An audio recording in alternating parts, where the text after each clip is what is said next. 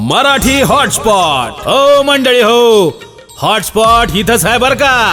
तर मग चला चॅनलला सबस्क्राईब करा आणि घंटी नक्की वाजवा. आपल्या सगळ्यांचा मराठी हॉटस्पॉट.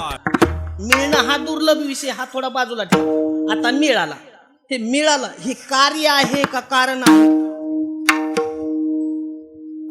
एक जणच बोलत जात, हे कार्य आहे का कारण?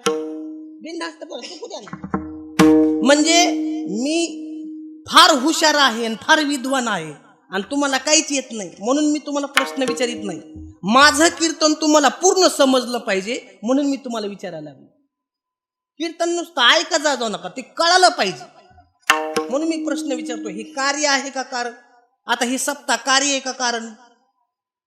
कार्य आहे का नाही? बरोबर आहे का नाही? तसं हे कार्य आहे का कारण? कार्य. मग हे जर कार्य असेल तर ह्याला कारण दाखवावं लागेल का नाही? कारण कारणाशिवाय कार्याची सिद्धी होत नाही आणि जिथं कार्य आहे तिथं कारण दाखवावंच लागतं ना.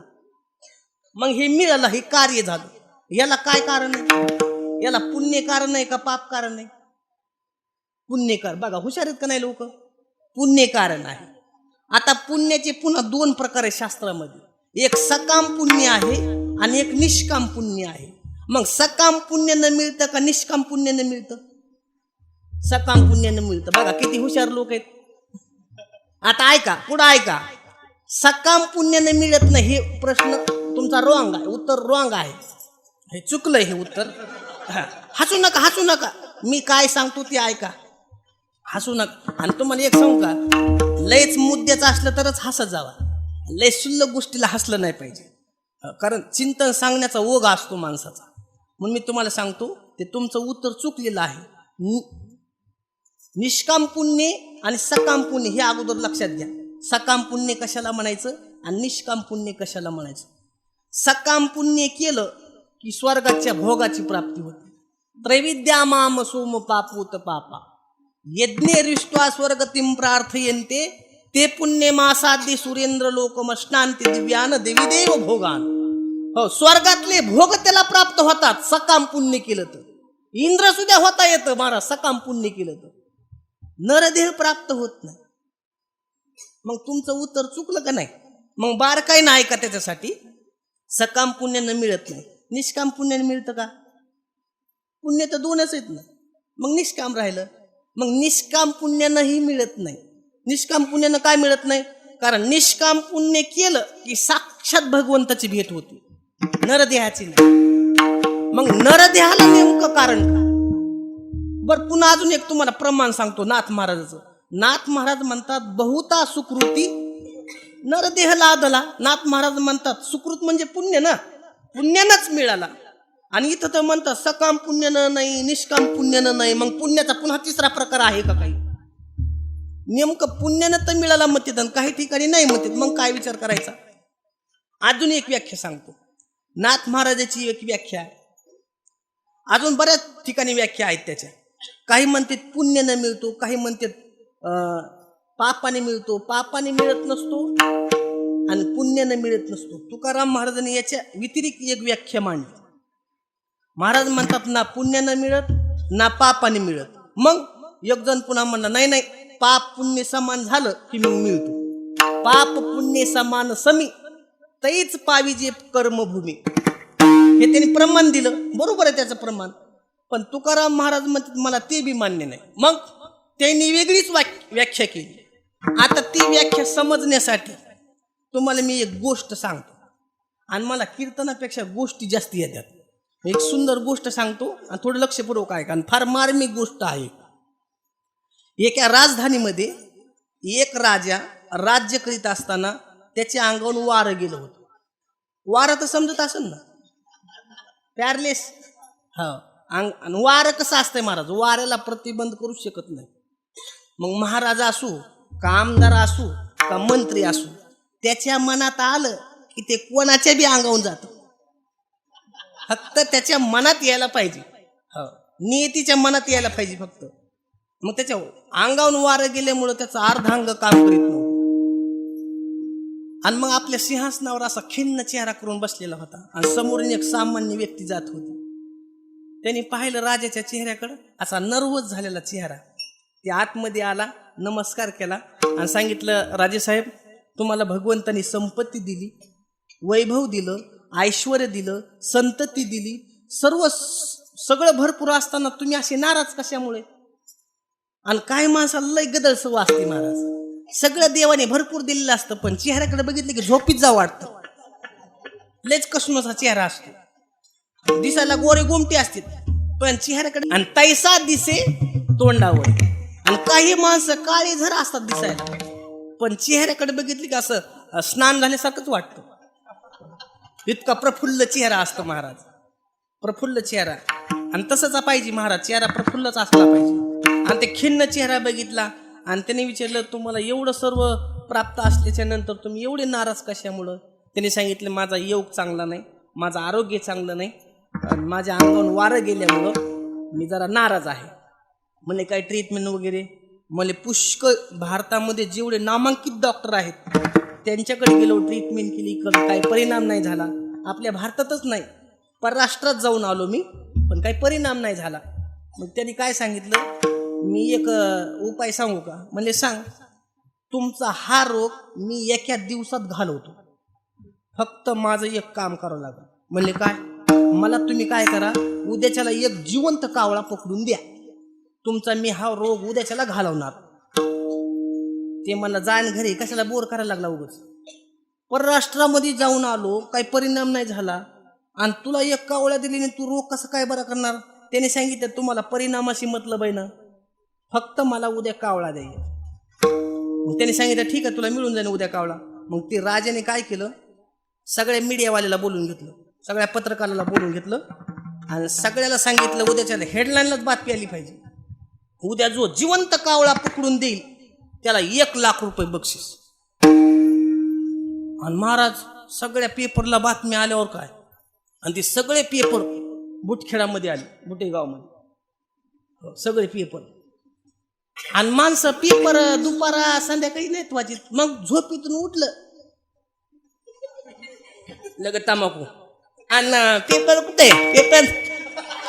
आणि काश्मीर मध्ये काय चाललंय? तू ह्या मातीचं सामान चाललंय, तुला काय करायचंय त्या काश्मीरहून?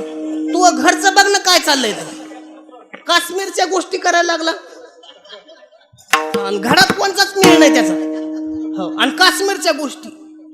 पेपर वाचू नका असं माझं मत नाही.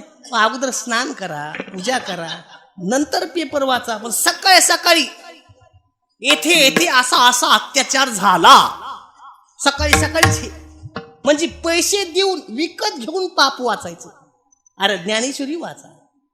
मुखम पवित्रम यदि राम नामम. मुखाने उठल्या उठल्यास नामस्मरण केलं पाहिजे, पवित्र नामस्मरण केलं पाहिजे. असे पेपर वाचले नाही पाहिजे सकाळी सकाळी.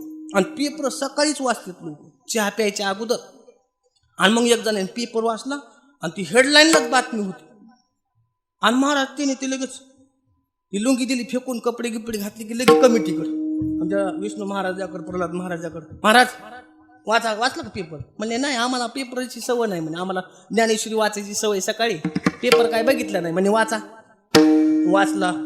अरे बापरे, म्हणजे एका कावळ्याला 1,00,000 रुपये बक्षीस. म्हणजे हो. मग तुम्ही काय करा, हे साप्ताह करा बंद. आपण काय करू, हे सगळे मिळून एक कावळा पकडू, आणि एक कावळा पकडलं की 1,00,000 रुपये. आणि 1,00,000 रुपये भेटल्यावर याच्यापेक्षा मोठा सप्ताह धरू.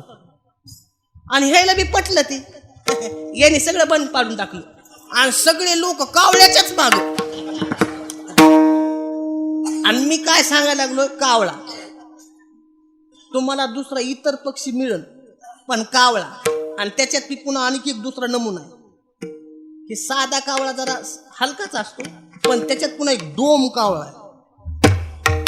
आणि हे डोम कावळा अति भयानक. आणि त्याचं काम पडावा महाराज, ते हातालाच लागत नाही.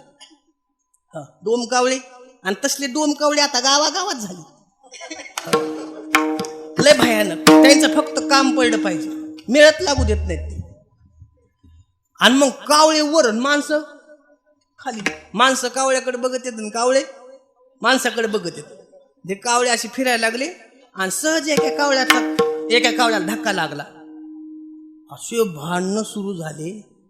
आता ते बिचारी कावळेच इथं आमच्यात निळ लागा ना. आणि हे महाराज फार खेदाची गोष्ट आहे बरं का. हे लांछनास्पद आहे महाराज.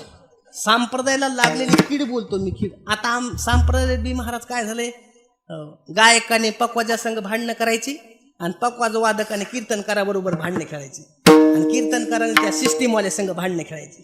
हे असा भांडणाचा सुळसुळाट जास्तीच वाढला. माणसाचं पारमार्थिक जीवन असं पाहिजे ना, मोकळं सरळ जीवन पाहिजे. स्पर्धा विरहित जीवन असलं पाहिजे, स्पर्धा नसली पाहिजे.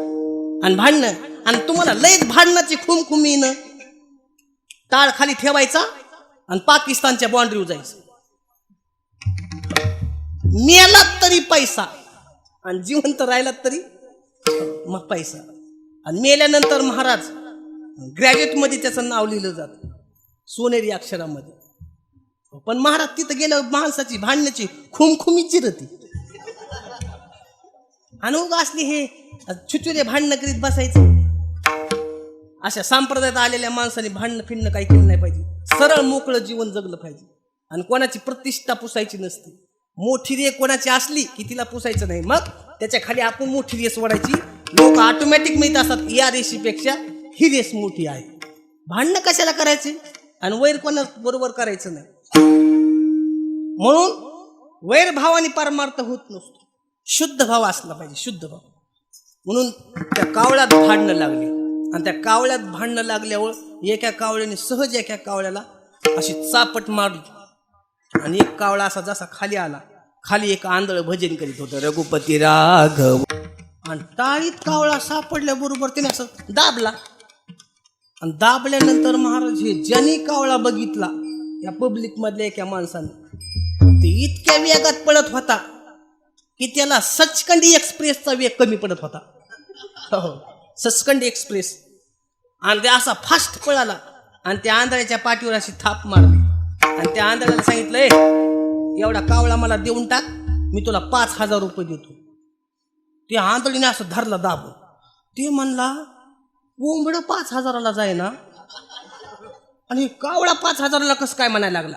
काहीतरी घोटाळा आहे. त्याने असं पॅक दाबून धरला. ते म्हणला 10,000 रुपये देतो.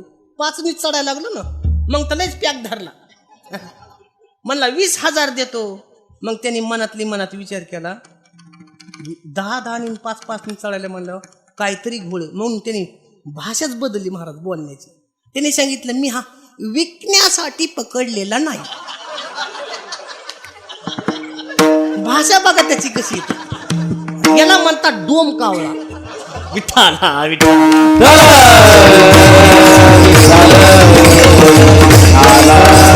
म्हणजे हा पकडला होता का सापडला होता, पण भाषा कशी वापरली, मी हा विकण्यासाठी पकडलेला नाही.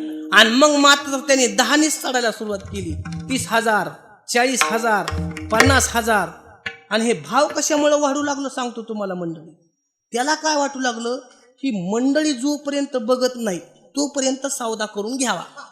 कारण ह्यानी बघितले की आपला सौदा गेला. कारण शास्त्र सांगतो तुम्हाला, पहिले जुने माणसं एखाद्या कार्याला जर निघाले आणि मांजर जर आडवी गेली तर लोक म्हणायचे चला वापस, आता काम होत नाही, आता आपशिकून झाला. पण मी या तत्वाचा माणूस आहे. कावळा मांजर जर आडवी गेली तर 100% काम होणार तुमचं. पण माणूस जर आडवा गेला तुम्ही नीट घरी यायचं. मग म्हणजे कावळ्यापेक्षा नीच माणूस झाला. हे खालच्या वरतीवर माणूस गेला. त्याच्यामुळे हे भाव वाढीत होते. आणि मग त्या पब्लिक मधल्या माणसांनी बघितलं आणि गेले महाराज. आणि सगळे जमा झाल्यावर त्याचा लिलाव सुरू झाला. 60,000, 70,000, 80,000 पर्यंत गोष्टी गेली. पण ती आंधळ काही कावळा सोडीना. मग सरपंचाने बघितलं, म्हणले कसं काय गर्दी झाली एवढी, म्हणून ही गेली. आणि तिथे गेल्यावर चौकशी केली. म्हणली गर्दी कशाची, काय नाही. म्हणले त्या आंधळ्याला एक कावळा सापडलाय आणि त्याचा लिलाव सुरू केलाय. 80,000 पर्यंत गोष्ट गेली, पण ती आंधळ काही कावळा सोडित नाही. मग सरपंच पेपर वाचूनच आले होते. मग त्यांनी विचार केला 1,00,000 रुपयाचं बक्षीस आहे. मग हे 80,000 पर्यंत गेले. 10 जरी खिशात पडले तर बाद झाले. मग त्यांनी सांगितलं आंधळ्या मी तुला 90,000 रुपये देतो, तेवढा कावळा देऊन टाक. तर ते आंधळ काय म्हणतंय, सरपंच एक बोलू का? म्हणले बोला. कसं झालंय म्हणले, वस्तू झाली एक आणि गिऱ्हाईक झालंय जास्त. वस्तू झाली एक आणि गिऱ्हाईक झालंय जास्त. त्याच्यापेक्षा मी काय करतो, आणखीन 4-5 कावळे सापलितो आणि मग विक्रीला मांडतो. म्हणले ठीक आहे. मग त्याने ते कावळा असा बगलात धरला आणि पुन्हा भजन सुरू केलं. रघुपती राघव राजा राम पतित पावन. ते भजन करण्याच्या टायमात ते टाळी वाजवाय गेलं ना, ते गेलं उडून. आता त्याने किती दिवस भजन केलं म्हणजे पुन्हा कावळा येईल? पुन्हा कावळा येणं शक्य नाही. तुकाराम महाराज म्हणते त्याच पद्धतीने हा पहिला विषय झाला दुर्लभ गोष्टीचा. मी तुम्हाला 3 दुर्लभ गोष्टी सांगितल्या होत्या ना, त्यातली पहिली गोष्ट झाली हा नरदेह दुर्लभ आहे, पण तुम्हा आम्हाला मिळाला हा आगंतुक योग आहे कागट्याली न्यायाप्रमाणे. पण आता मिळाला. आता पुढली अवस्था मुमुक्ष अवस्था प्राप्त होणं ही त्याच्या पलीकडली अवस्था. आता मुमुक्ष अवस्था प्राप्त होणं कशी दुर्लभ आहे ती सांगतो तुम्हाला. बारकाईचं चिंतन सांगतो थोडं डीप मधलं. ज्यावेळेस मुमुक्ष म्हणजे नेमकं काय महाराज तेवढं सांगा. मुमुक्ष म्हणजे कशाला म्हणायचं मुमुक्षु? मोक्ष इच्छन्ति इति मुमुक्षु. मोक्षाची तीव्र इच्छा ज्याला झाली त्याला म्हणायचं मुमुक्षु. कायमी उद्धार पावेन काय कृपा करील नारायण, याला काय म्हणायचं? मुमुक्षु. आणि ही अवस्था फार दुर्लभ आहे. कशी दुर्लभ आहे? आता थोडं लांबून येतो जरा. भागवतामध्ये सृष्टी जशी निर्माण झाली ना, त्या सृष्टीमध्ये 2 प्रकार सांगितले. एक जड सृष्टी आहे आणि एक चेतन सृष्टी आहे. आता जड सृष्टी आणि चेतन सृष्टी एवढं तर समजत असेल ना. जड सृष्टी म्हणजे याला काय म्हणायचं? हे काय चेतन आहे का जड आहे? हे जड आहे. आणि चेतन आपण आहोत म्हणजे सजीव त्याला म्हणायचं चेतन आणि निर्जीव त्याला म्हणायचं जड. तर ही जड सृष्टी आणि चेतन सृष्टी अशी 2 पद्धतीची सृष्टी आहे. तर चेतन सृष्टीपेक्षा जड सृष्टीचा भाग जास्त आहे. आणि चेतन सृष्टीचे पुन्हा 2 प्रकार आहेत. चेतन सृष्टीचे 2 प्रकार कोणते कोणते? माणूस म्हणून जन्माला आलेले वेगळे आणि इतर जीव वेगळे. आता जेवढे सृष्टीमध्ये या मृत्यू लोकांमध्ये जेवढे माणूस म्हणून जन्माला आलेत का, त्यांची संख्या त्यांचं गणित लागू शकतं. आता समजा आपल्या भारताची लोकसंख्या किती असा जर कोणी प्रश्न विचारला तर उत्तर देऊ शकू का नाही? उत्तर आपण सांगू शकतो त्याचं. पण भारतामध्ये इतर जीव किती आहेत असा जर कोणी प्रश्न विचारला तर कोणता शहाणा सांग, कोणताच पंडित सांगू शकणार नाही. म्हणजे ते जास्त आहे. आता मला सांगा, ते माणूस म्हणून जेवढे निर्माण झालीत ना त्याच्यातून मुमुक्षु किती? ते लय लांबचं कधी झालं, जरा जवळ आणतो. भारताचं लय लांब झालं. आपल्या महाराष्ट्रात लोकसंख्या किती? जाऊ द्या, हे बी डोक्याच्या पलीकडचा विषय तुमचा. आपल्याला जिल्हा कोणता? जालना जिल्ह्यात लोकसंख्या किती? बरं जाऊ द्या. आपल्याला तालुका बदनापूर तालुक्यात लोकसंख्या, बरं जाऊ द्या ते बी ये ना. गावातली लोकसंख्या किती? गावातली 1200. मग 1200 लोकसंख्येपैकी कीर्तनाला आलेले किती? अर्धे धरायचे. 600 मायनस 600 धरायचे. आणि हे 600 कीर्तनात जेवढे आले तेवढे, त्याच्यापैकी माळकरी किती? त्याच्यातले अर्धे करायचे कट, 300च. आणि त्या माळकऱ्यापैकी निष्ठावंत माळकरी किती? कारण त्याच्यात 2 प्रकार आहेत. निष्ठा माळकरी वेगळा आणि निष्ठावंत माळकरी वेगळा. साधारण माळकरी म्हणजे वातावरणाने तयार झालेला. सप्त्याचं वातावरण झालं की जे हरी चला चहा प्यायला, मोठा गंध ती वातावरण झालेलं असतं ना. कारण लोकांचं कसं सांगू का तुम्हाला, ते वेणीला लावायचं रबर असतं का, रबर की असं फाकत आहे, ओल्ड की असं फाकत आणि सोड की जागेवरच. तसं माणसं सप्ताह सुरू झाली का फाकत येतो आणि सप्ताह संपलं की लगेच जाग्यावर हो. तसे माणसं आहेत वातावरण. बरं अजून सांगतो तुम्हाला, थोडं भजन करावे.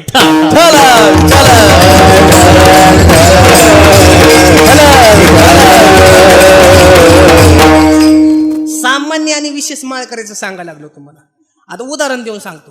आता एकादशीचा दिवस आहे समजा, आणि एकादशीच्या दिवशी फराळाला बरं का साबुदाण्याची खिचडी बनवली, साबुदाण्याची वडे बनवले, आणि त्या बटाट्याची शिरा केलेला, बटाट्याची आमटी केलेली, पुन्हा ते चिप्स तळलेले, ते काटे कुरुंडे, पुन्हा ते काय म्हटलं तर रताळ शिजवलेले, भगर शिजवलेली, ती गोड भगर काही, तिखट भगर काही, शेंगदाणे तळलेले, त्याला लाडण म्हणतात ना, तोंडाला पाणी येऊ देऊ नका फक्त, ते लाडण केलेलं बरं का.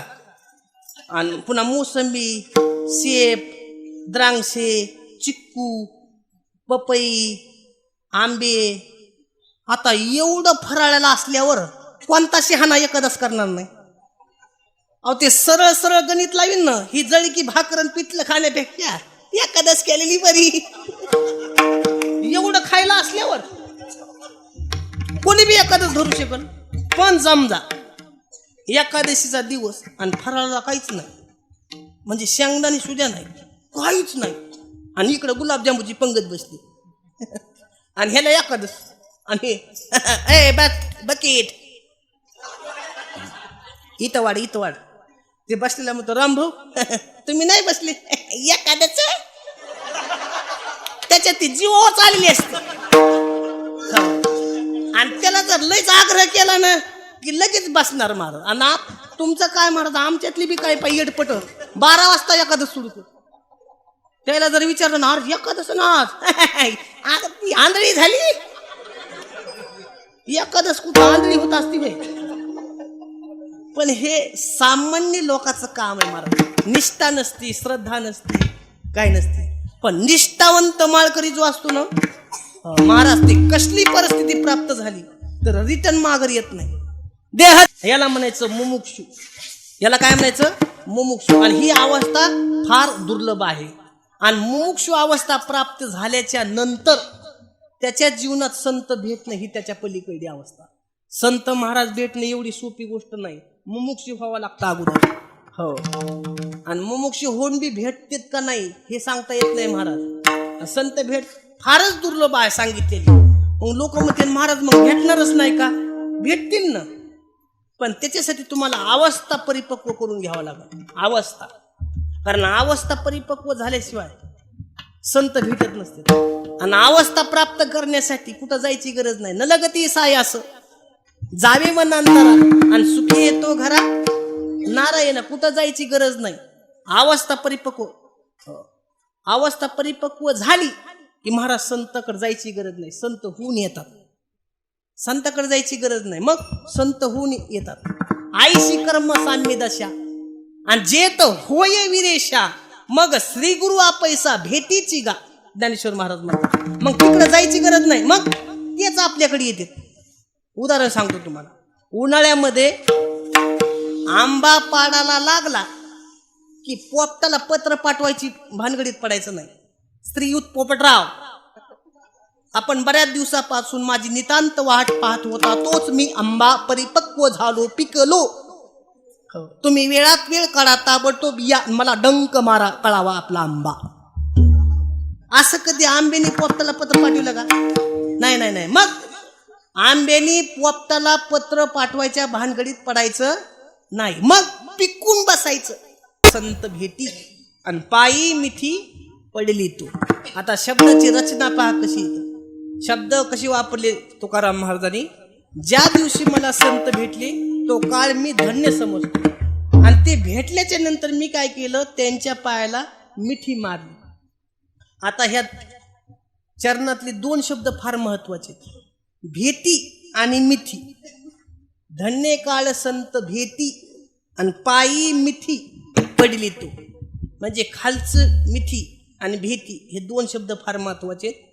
आणि तुम्ही वयोवृद्ध आहात, अनुभवी माणसं आहात, म्हणून मी तुम्हाला अजून एक प्रश्न विचारतो. भेटीत मिठी का मिठीत भेट? लग्न कार्य वगैरे झाले असते ना. लग्नामध्ये पूर्वीच्या लग्नामध्ये भेटीगाठीचा कार्यक्रम असायचा पूर्वीच्या लग्नामध्ये. आताचे नाही. आता पहिल्यासारखे लग्नच राहिले नाहीत ना. आता गेट किंग फटकिन झटकी. सकाळी ढामधूम, दुपारा टामटूम, संध्याकाळी सामसूम. रडणं नाही, रुसणं नाही, फुगणं नाही, काही नाही. डोक्याला ताणत नाही राहिला आता. आता कुणकड होतेत लग्न तर त्याचा मेळ लागत नाही. आपल्याला झाल्यावर कळतं ह्याचं झालंय म्हणून. नाही तर मेळ पूर्वीचे कसे लग्न होते महाराज. एखादा पटक्यावाला बाबा आहे का इथे? म्हाताऱ्या माणसाला विचारा तुम्ही. नाही त्यांचं एवढं वय दिसत नाही मला. विठ्ठला विठ्ठला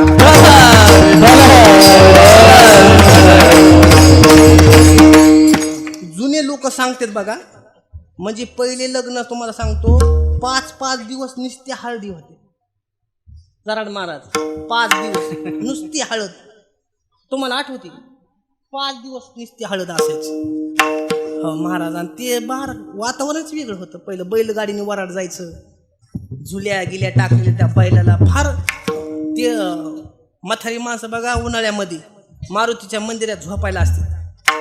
आणि तिथं जाऊन नुसती थिनगी टाकायची. बाबा तुमच्या काळात कसं काय लग्न? तिथूनच सुरू करतात ते. आताचे काय पर हो लग्न. आमच्या काळात कसले लग्न व्हायचे, कसल्या जत्रा व्हायच्या. आता तसलं काय राहिलं नाही. मस्त बैलगाडीने वराड जायचं. नवरदेव बे महाराज कसा आताच्या नवरदेवासारखा होता का? पहिला नवरदेव हळदीला जाताना जिंकून फड आला माझा ग पहिलवान, सोन्याचं कड हाती फेटा बांधून छान, जिंकून फड आला माझा ग पहिलवान. छाती त्याचं शरीर सौष्ठव्य असं बांध असायचं त्याचा, असा पिळदार शरीर त्याचं. आणि आताचे बघा ते नवरदेव ते भगळांग भगळांग शर्ट, ढागळांग ढागळांग पॅन्ट, आणि ते केस येईल कुडू. आणि ते जर चालायला लागलं तर जसं काय बदक चालला काय की. त्याच्या त्या टांगड्या दोन इळीच्या काडेवानी. इथं कांगवा. आणि याचं नाव काय म्हणे प्रफुल्ल. याच ह्याला पाहिलं की मळमळ व्हायला लागलंय. विठ्ठला विठ्ठला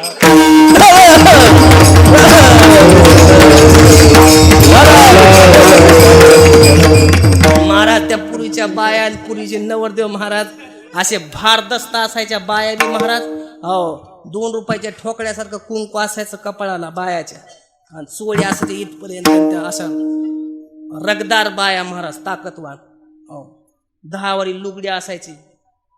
आणि तसल्या बाया महाराज ते नवरदेव हळदीला आले. आणि पुरी ब्यांजो फिंजो काय नव्हतं बरं का. हे आता निघलंय 20-25 वर्षाच्या आत.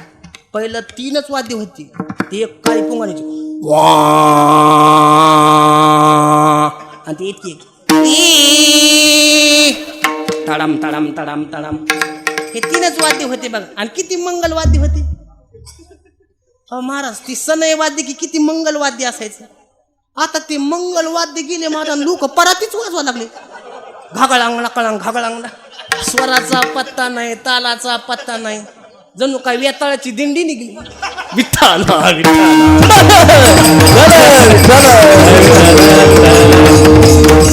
असला कार्यक्रम महाराज तेव्हा लग्नाचा. असं मंगलवाद्य असायचं. आणि ते नवरदेव आले की मग ह्या बाया जमा व्हायच्या. आणि त्या काय बायाची महाराज चर्चा ऐकायला पाहिजे मस्त. तितका कालम्यात अन्नपूर्णा सरस्वती आली का. ते उभा राहणं ते बोलणं बोलता बोलता मधूनच असा थुका गिळायचा. त्याला मराठ मोळा म्हणते. तुमच्याकडे आहे का? त्याला मराठी मोळा. ते बोलणं अन्नपूर्णा सरस्वती आली का. हो ते नाकण डोळ्याचे ते लय त्याचं वेगळंच असतं वातावरण. आणि मग आले ना वरल्या वाड्यातले आल्या का. हो खालच्या वाड्यातले सगळे आल्या म्हणा पटकन. आणि वाजवारे हे हळद लावते गाणे असायचे बरं का. आणि ते तशा बोलायच्या. मग आल्या का सगळ्या. अगं आल्या माय म्हणा पटकन. मन मंडू मन माय तांबडीच्या हिरवीच्या मधली धरा स्वर. स्वराचाच मेळ नाही. आणि मग म्हणायचं म्हणा वाजवा. वाजंत्री वाजतीत वाजंत्री वाजतीत वाजू द्या ग घना घना नवरा निजला उताना नवरा निजला उताना. मंडू तू मन मायजर शिक. वाजवा रे.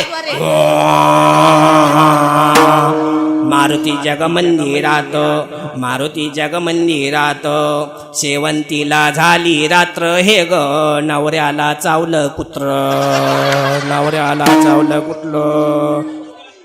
मंडू तू मन मायजर शिक.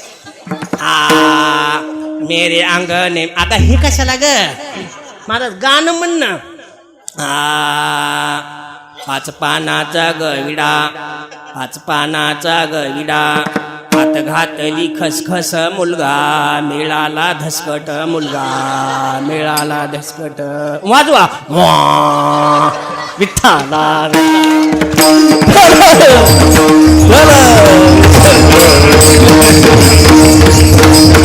आणि हे असले गाणे असायचे महाराज. हो आणि मला अजून भरपूर गाणे येतात बरं का, पण पाकिट वाढवावं लागून बा. गाणे काय फुकट नाही गाणे का ओरिजिनल गाणे ते. आणि मग महाराज ते गाणे गिने झाले की मग ते लग्न कार्याच्या टायमाला मग ते ब्राह्मण मंडळी सिस्टीम वगैरे लावलेली. आणि ते पहिले ब्राह्मण महाराज सुंदर शास्त्राला अनुसरून मंगलाष्टिका. गंगा सिंधू सरस्वती च यमुना सुंदर मंगलाष्टिका. आता काही बी जोडायला लागले त्याला काही मिळत नाही राहायला. माहेरी मायामदार बाप खासदार मुलगा घोटकेदार जावई दारुदार या असली मंगलाष्टिका. आणि ते लग्न गिग्न झाले की महाराज मग लगेच मुलगी वाट लावायच्या टायमाचा वेगळाच कुटाणा असायचा.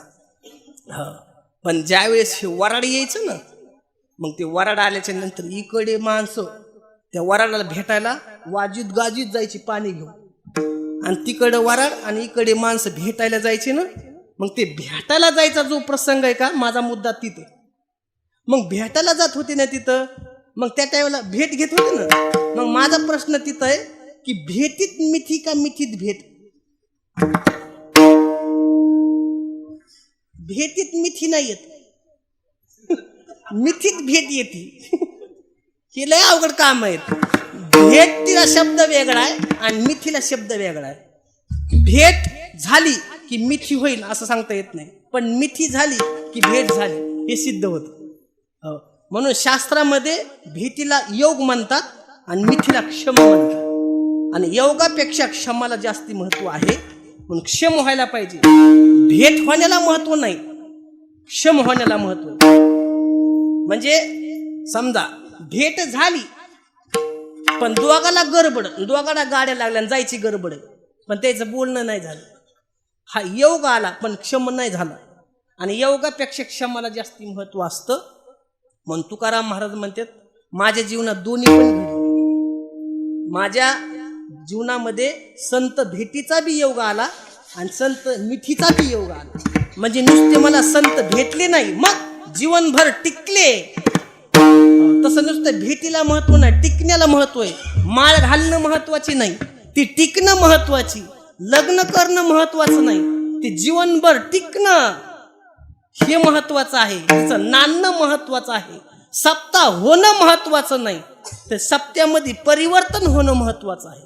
बदल झाला पाहिजे, चेंज झालं पाहिजे.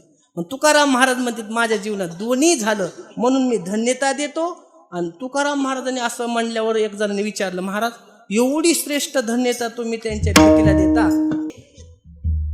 पारमार्थिक लोकांच्या मनामध्ये संशय राहायला नाही पाहिजे. कारण पारमार्थिक लोकांचा संशय हा घातक असतो. संशय हा घातक असतो. आता पुन्हा नीट ऐका संशयाबद्दल. संशयाची निर्मिती ज्ञानामध्ये होत असते का अज्ञानामध्ये? संशय निर्माण कुठं होत असतो? ज्ञानात का अज्ञानात? अज्ञानात बी होत नाही, ज्ञानात बी होत नाही.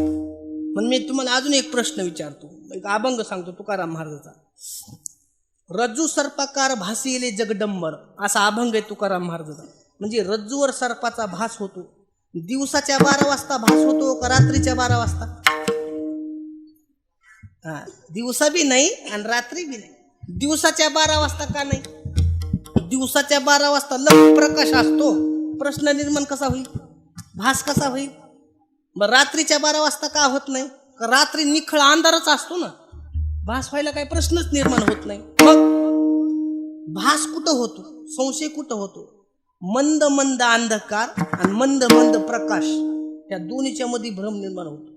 म्हणजे दिवस मावळायची वेळ आणि रात्र येण्याची वेळ, ह्या दोन्हीचा संधी जिथं होतो ना, त्याला शास्त्रामध्ये संधी काल म्हटलं जातं. त्याचं अपभ्रंश रूप असं झालं, लोक त्याला संध्याकाळ म्हणतात. त्या संधी कालामध्ये लख प्रकाशही नसतो आणि लख अंधकार बी नसतो आणि तिथं भ्रम होतो. पडलेली दिसती दोरी पण भास होतो सापाचा. अरे बाप, साप म्हणजे दिसतं पण स्पष्ट दिसत नाही. आता अजून उदाहरण सोपं सांगतो. आता इथं सप्ताह चालू, गावातला एखादा तरी माणूस म्हणेन का, ज्याला फुल ऐकायला येतं, ते म्हणेन का इथं काय वाजत तरी, कशाचा आवाज येतो असं म्हणेन का? मग कोण म्हणेन? ज्याची डिम लाईट आहे म्हणजे ज्याला ऐकू येतंय पण स्पष्ट ऐकू येत नाही, ते काय म्हणतंय? काय वाजत तरी येतं. म्हणजे त्याला ऐकू येतंय पण स्पष्ट येत नसल्यामुळं त्याला भ्रम होतो. म्हणजे संशय निर्माण कुठं होतो? ज्ञानातही होत नाही आणि अज्ञानातही होत नाही, दोन्हीच्या मध्ये संशय निर्माण होतो. हो, म्हणून शास्त्रामध्ये कीर्तनामध्ये शंका निर्माण होण्यासाठी सुद्धा बुद्धीची गरज आहे बरं का. बुद्धी लागते.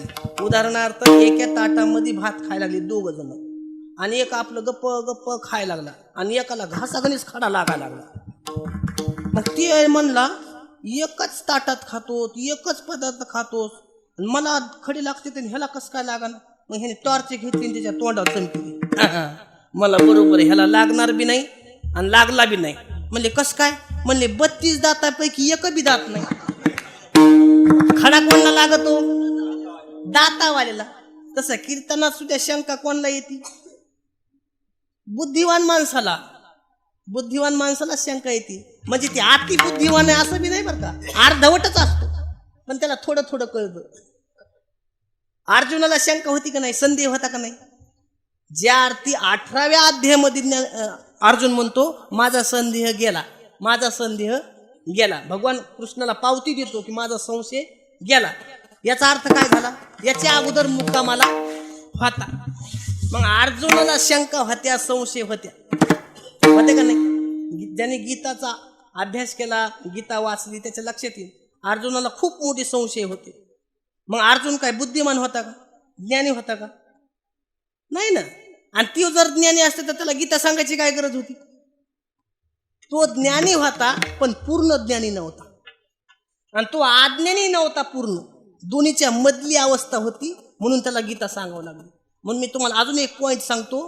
गीता हे शास्त्र ज्ञानासाठी नाही आणि अज्ञानासाठी नाही, दोन्हीच्या मधली ज्या ती अवस्था आहे ना त्याच्यासाठी गीता. मधली अवस्था आणि तिथं संशय निर्माण होतो. मग तुकाराम महाराज म्हणते आमच्यात कुठला संशय नाही राहिला, संशयच नाही राहिला. आणि संशय महाराज सांग, आता संशयाची पुन्हा 2 प्रकार आहेत.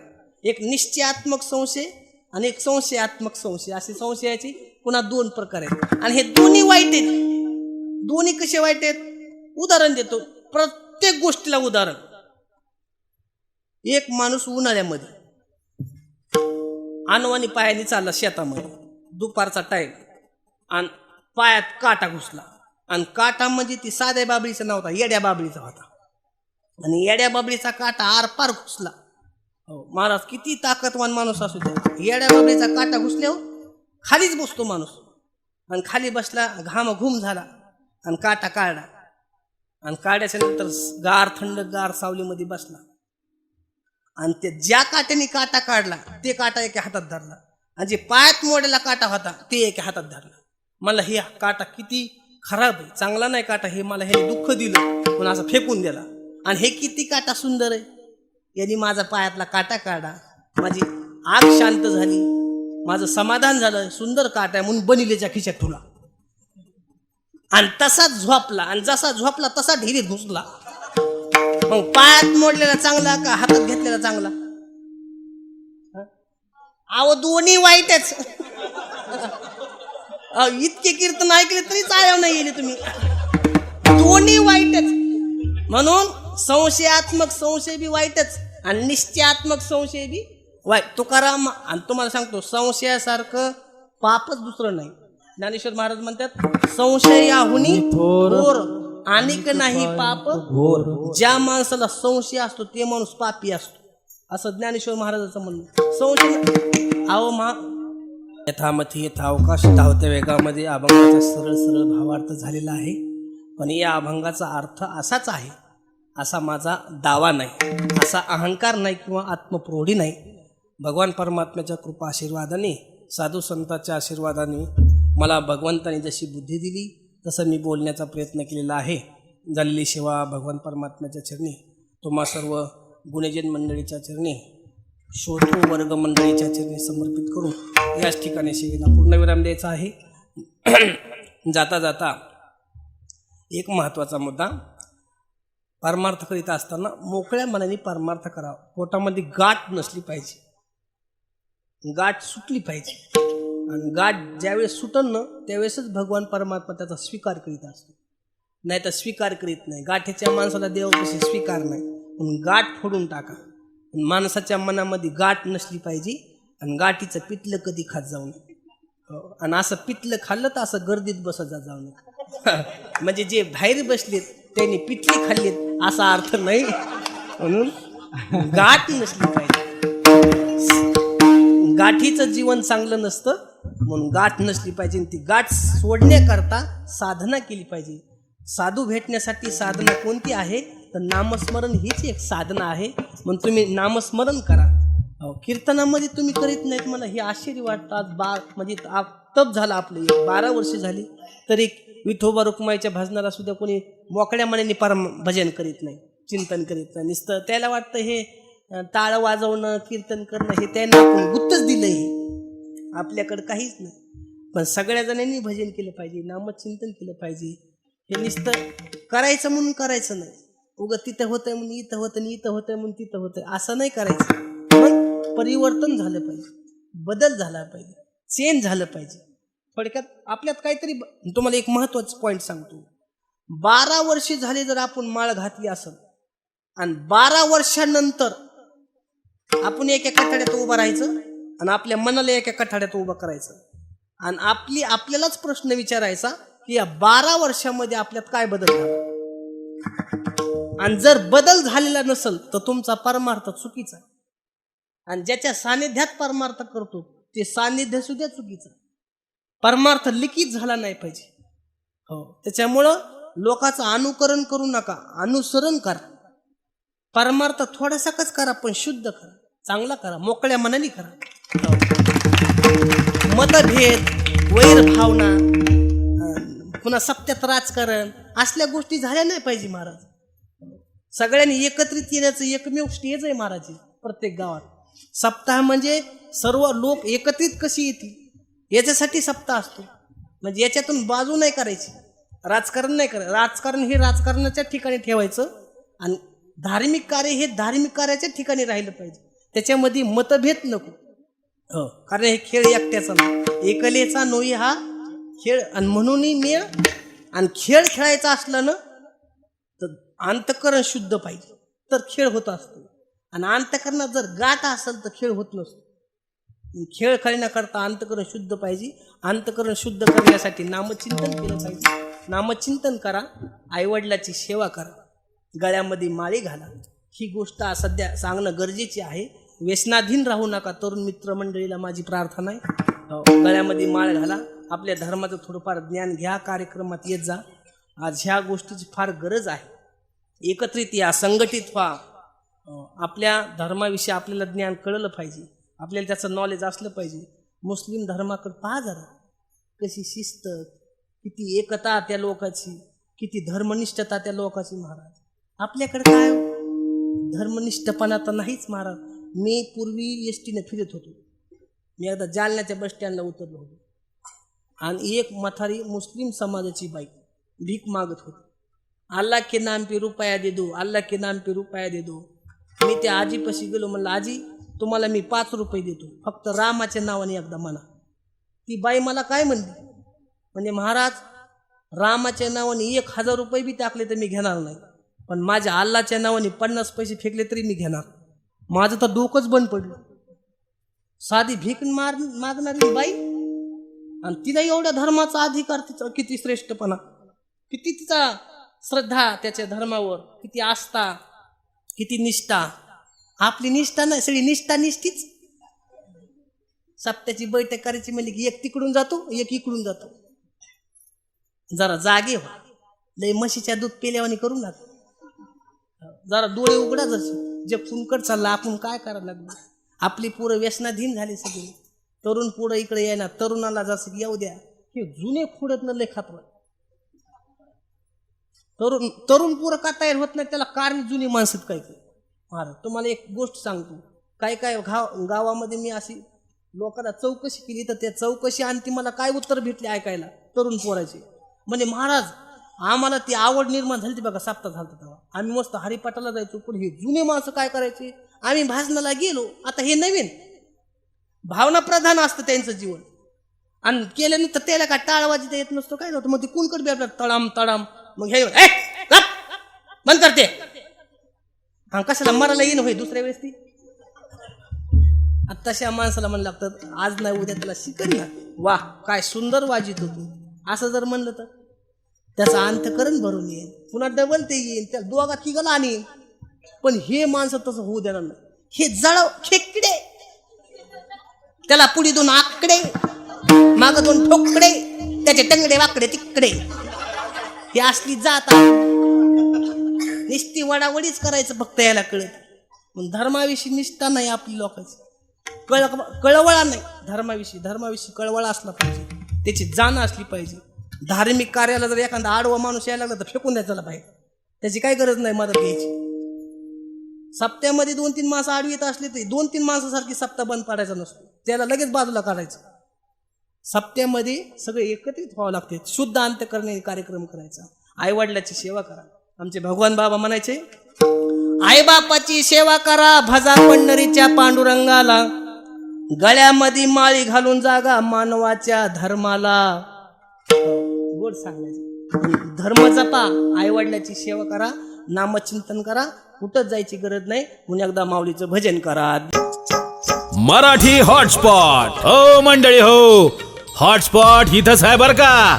तर मग चला चॅनलला सबस्क्राईब करा आणि घंटी नक्की वाजवा. आपल्या सगळ्यांचा मराठी हॉटस्पॉट.